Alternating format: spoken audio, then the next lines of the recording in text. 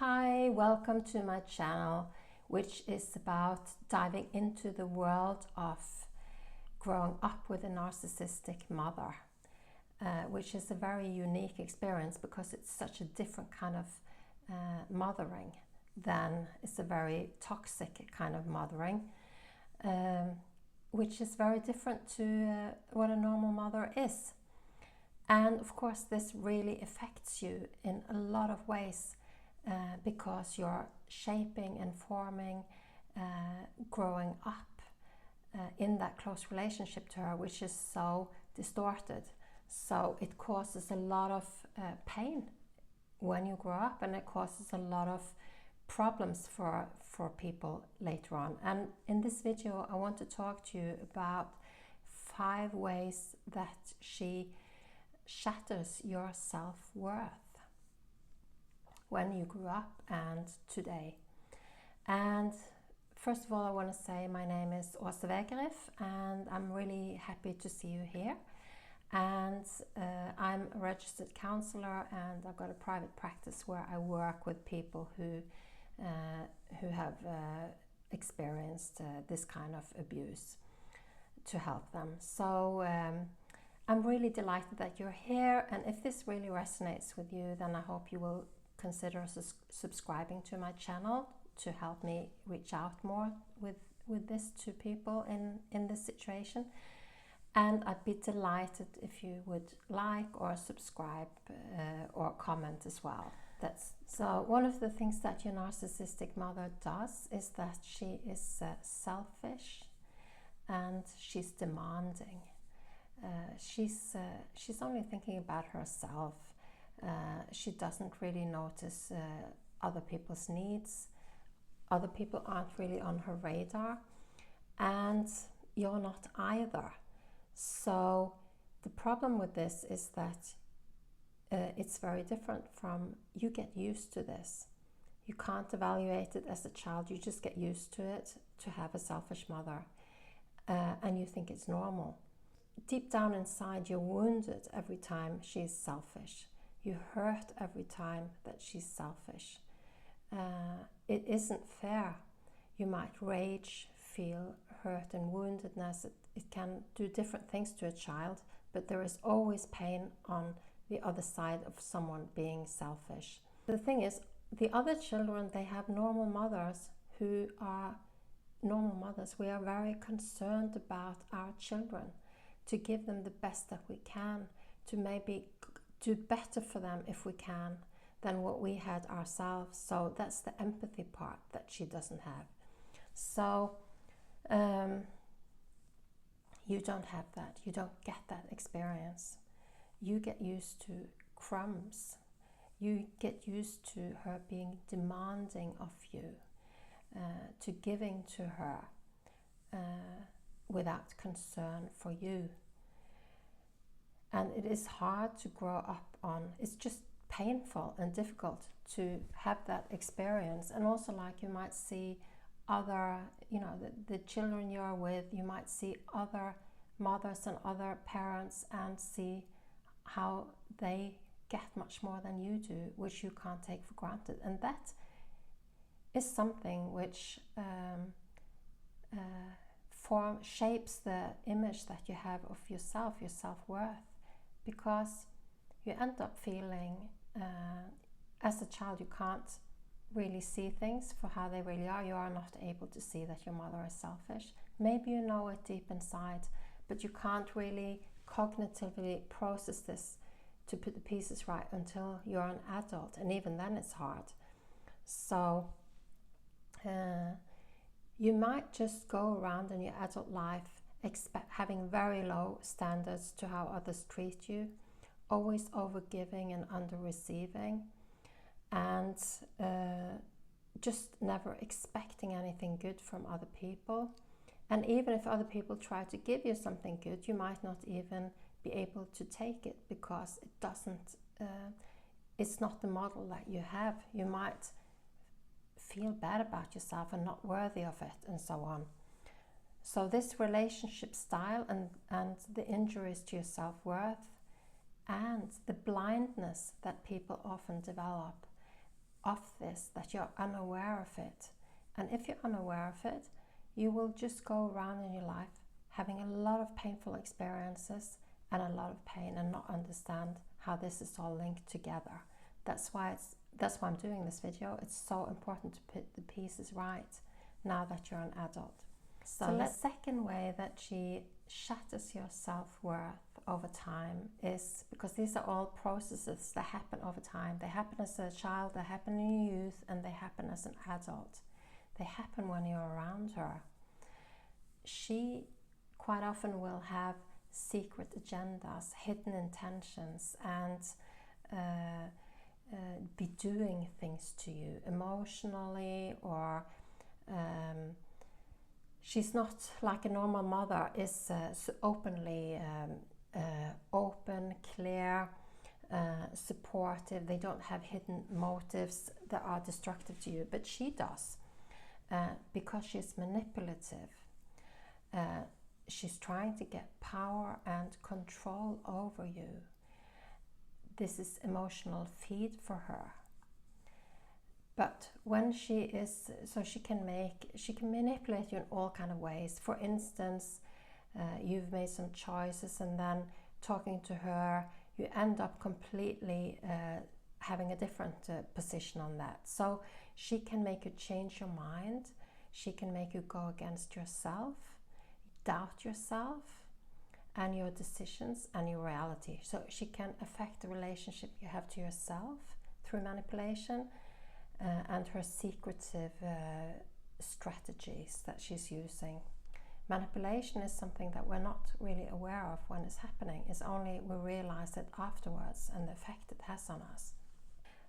So she can really break the trust that you have in others, the trust that you have in yourself, create a lot of doubt, lack of trust, and not knowing how to interpret your reality and so on. So she really can cause a lot of damage this way, which affects your self-worth, because you're then a person who isn't able to maybe believe in yourself or believe in others, or you believe in others over yourself the whole time, asking others, what should I do and so on, because she's shattered the trust that you have in yourself to know what's good for you. And ultimately, the only one who can really know what's good for you is yourself, coming from your inner, and an inner place in yourself.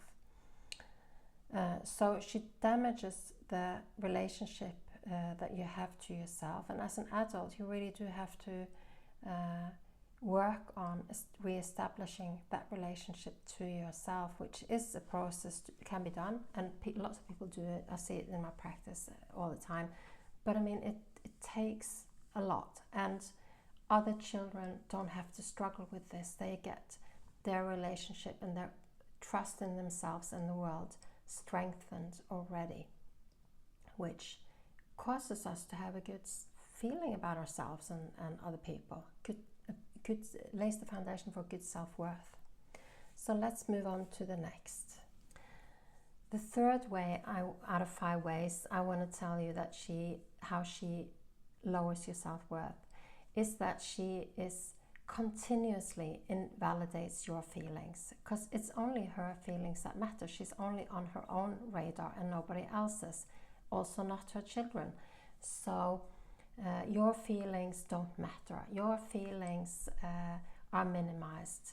You're told to pull your act together, that you're being oversensitive and dramatic, and comparing you with somebody else, that you are so much more sensitive, and so putting you down. But the way she keeps on invalidating you and your experience and your feelings, and she's saying that it doesn't matter. She's saying that you are not important. And the problem with that is that you learn that. You learn how she behaves with your feelings to behave the same way with your own feelings. So after a while, you no longer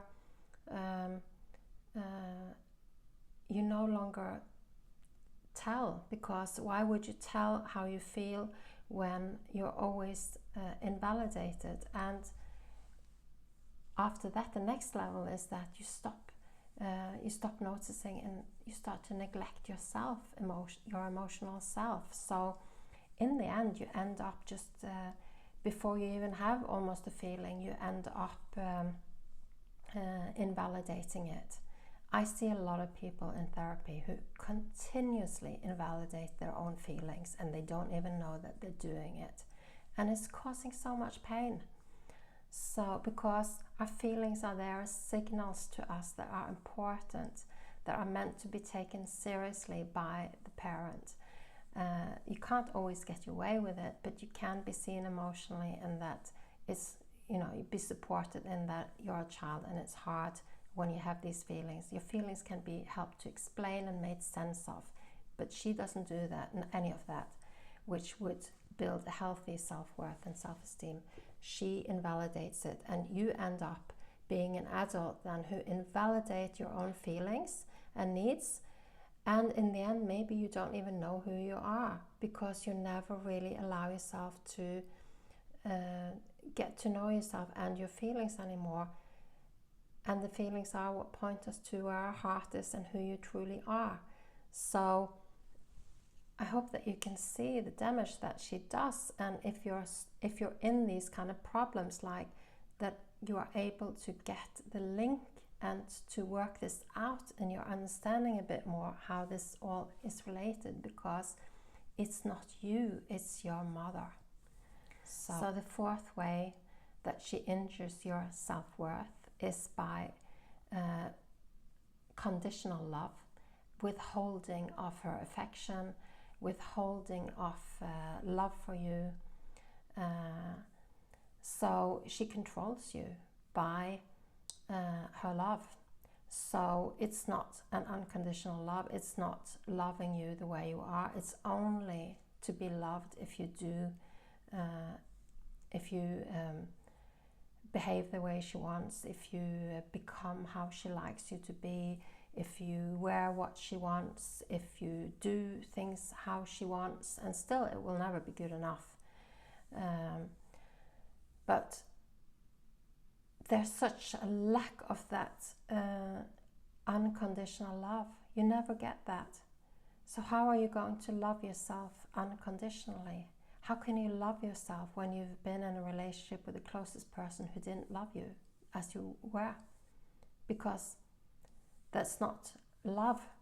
To use love to hold it away from the child or to give it, it's not love. It's she's not able to love. She might have the experience of loving, but this is not love that you get. And love is one of the things that we as children need. We need to be loved for who we are. We need to be loved despite our flaws, that we're still good enough. So her way of loving is a source of low self-worth, of feeling a lack of being good enough, and feeling unlovable as an adult, which is hard to feel like in your everyday. And also how are you going to form healthy relationships if you feel unlovable, if you feel less than, if you not feel good enough? Might be that you settle with people who